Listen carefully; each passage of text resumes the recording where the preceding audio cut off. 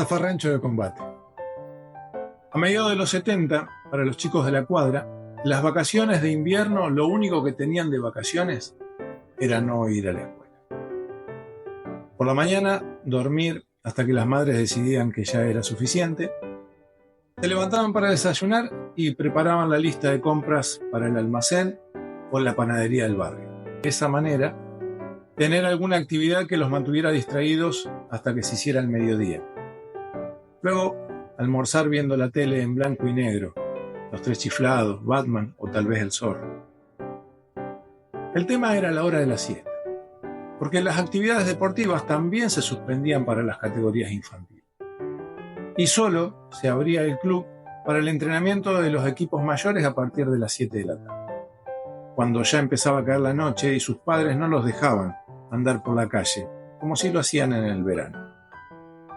Entonces decidieron que algunas tardes, cuando el cuidador del club no estaba, se colarían saltando el portón principal, consiguiendo que algún amigo pudiera llevar una pelota desde su casa. De esa manera tenían asegurado el entretenimiento, además de la adrenalina de tomar para ellos el control del campito entre el playón y la cancha de fútbol. Pero parece que algún vecino se quejó, o en realidad alcahueteó, con un dirigente que vivía justo frente al club.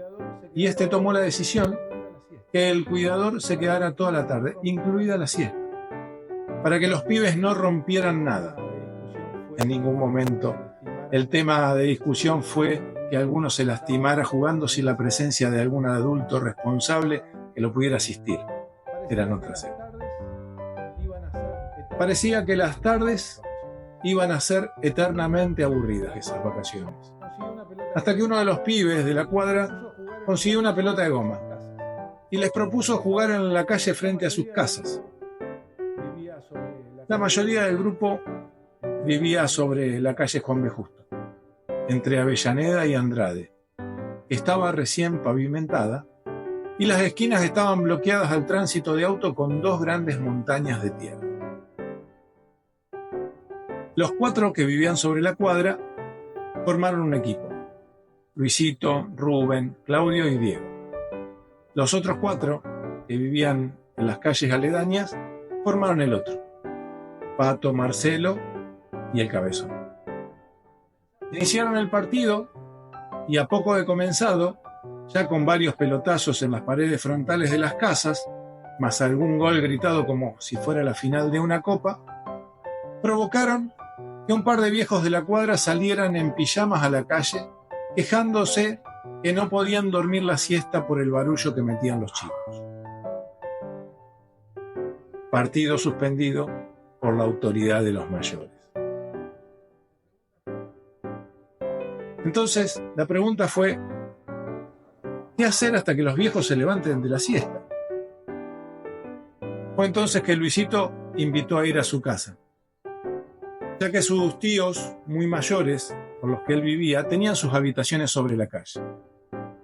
La construcción era una de esas típicas casas chorizo.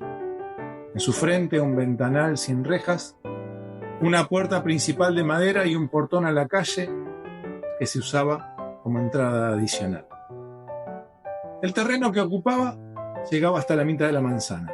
La casa en sí era pequeña, por lo que quedaba un espacio enorme en el fondo. Limitaba por las casas linderas mediante tapiales bajos o alambrados. Ya instalados en el fondo de la casa, el grupo se preguntaba a qué jugar. No había espacio ni para jugar un cabeza con la pelota, ni siquiera un matazapos. El gran espacio del fondo estaba cubierto en su mayoría con árboles de cítricos, naranjas, limones y mandarinas, que habían plantado los viejos tíos del anfitrión.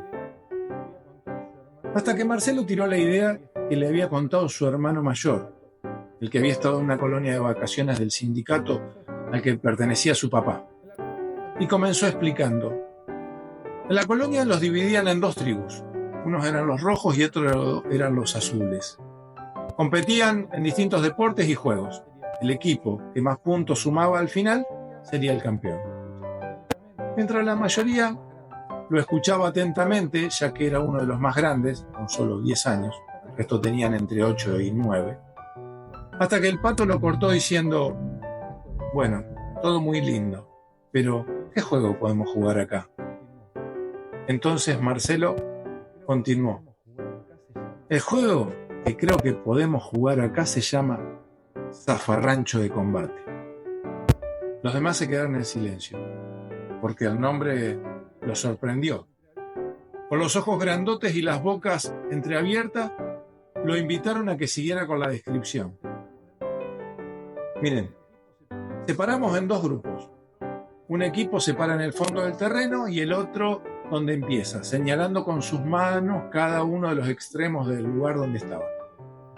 El objetivo es alcanzar el banderín del otro equipo. Los dos banderines, o trapos en este caso, van a estar colgados y separados unos metros uno del otro, a mitad del terreno. Y los jugadores tienen que llegar a tocarlos sin que los contrarios los toquen a ellos. Si los tocan, quedan eliminados. El equipo que logre que más jugadores lleguen a tocar el banderín, gana. Uno de los chicos entonces preguntó: ¿tocarlos cómo? ¿Con las manos, como cuando jugamos a la mancha? Marcelo giró la cabeza de un lado al otro, negando de esa forma, y continuó: no, por las manos no. Tiene que ser con algún objeto que haga las veces de proyectil. Pero tenemos una sola pelota, así que Claudio, que era el más chico del grupo, interrumpió diciendo: ¿con cascotes? Ya que el fondo era de tierra. ¡No! Lo pararon entre todos. Entonces Marcelo señaló el piso, debajo de los árboles, donde había fruta caída por la tormenta de días atrás, y sentenció: ¿qué mejor proyectil que toda esta fruta caída que nadie va a comer? Vos, Luisito, que sos el dueño de casa, ¿tenés algún problema? Y Luisito, como todo el resto del grupo, amaba la aventura, cuanto más sucia, mejor, dijo: por mí, y levantó los hombros en señal de me da igual. El resto inmediatamente se puso de acuerdo y se separaron como antes. La tribu de la calle Juan B. Justo sería un equipo y los vecinos serían los rivales. Marcelo, que era quien había ideado el juego, dio la señal de arranque. ¿Arrancamos? Preparados. ¿Listos? ¡Ya! El combate empezó tímidamente.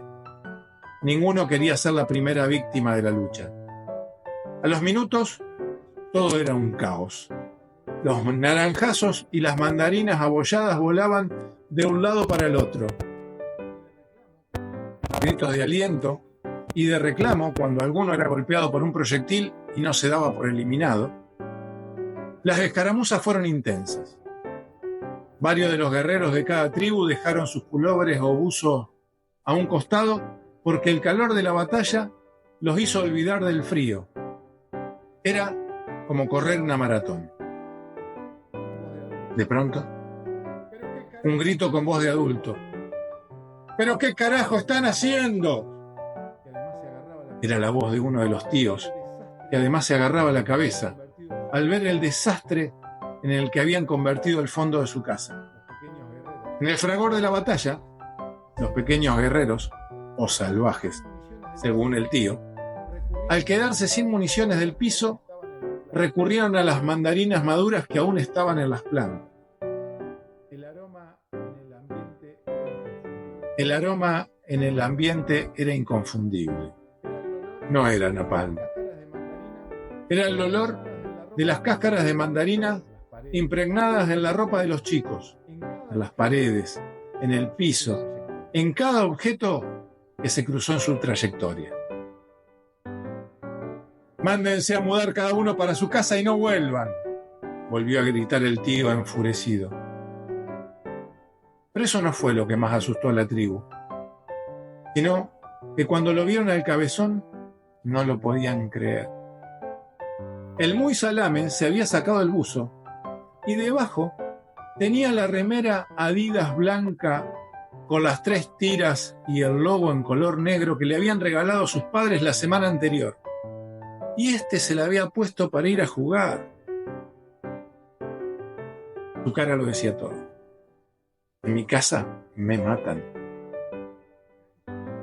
La remera nueva era un collage de infinitas marcas circulares naranjas. El cabezón tomó aliento y se fue despacito, mirando el piso para su casa. A Luisito lo mandaron para adentro, en penitencia. El resto de los chicos se quedaron un rato en la puerta, hasta que se hizo la hora de ir a tomar la leche, cada uno en su casa, poniendo hora para el encuentro del día siguiente para salir a jugar.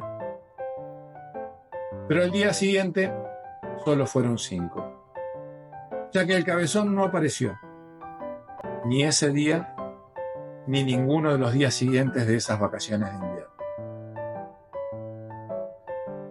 Los chicos decían que la madre, a pesar de ser profesora de dibujo y pintura, no logró entender el arte logrado en la remera Adidas blanca.